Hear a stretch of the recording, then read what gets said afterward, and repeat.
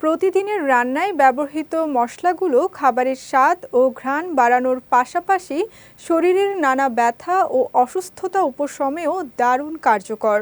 জিরা, ধনিয়া, মেথি, দারচিনি, লবঙ্গ সহ এমন অনেক মশলা রয়েছে যেগুলো প্রাকৃতিকভাবে প্রদাহ কমায়, হজমের সহায়তা করে এবং ব্যথা দূর করতে সহায়তা করে। বিস্তারিত ডেস্ক রিপোর্টে।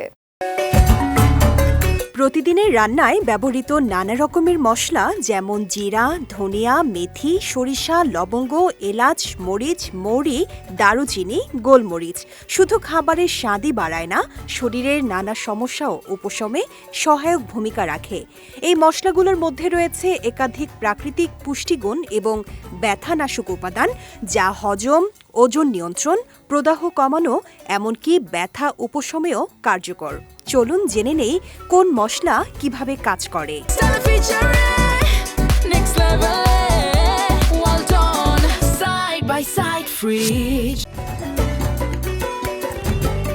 হলুদের অন্যতম কার্যকর উপাদান কারকিউমিন।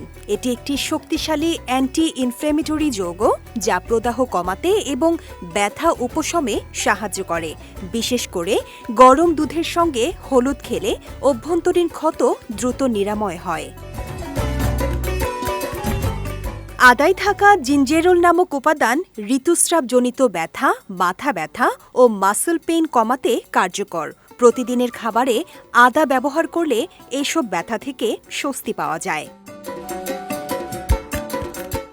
লবঙ্গে রয়েছে ইউজেনল, যা একটি প্রাকৃতিক ব্যথানাশক উপাদান।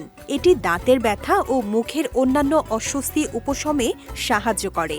লবঙ্গে রয়েছে manganese, vitamin, fibre, iron, magnesium ও ক্যালসিয়াম। প্রতিদিন সকালে 2 থেকে 3টি লবঙ্গ খেলে তা বহু শারীরিক সমস্যা প্রতিরোধে সহায়ক।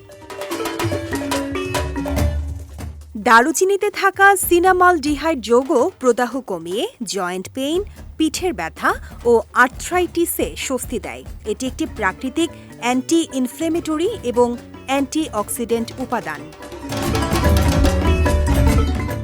মেথি আয়ুর্বেদ শাস্ত্রে একটি গুণের ভাণ্ডার হিসেবে বিবেচিত।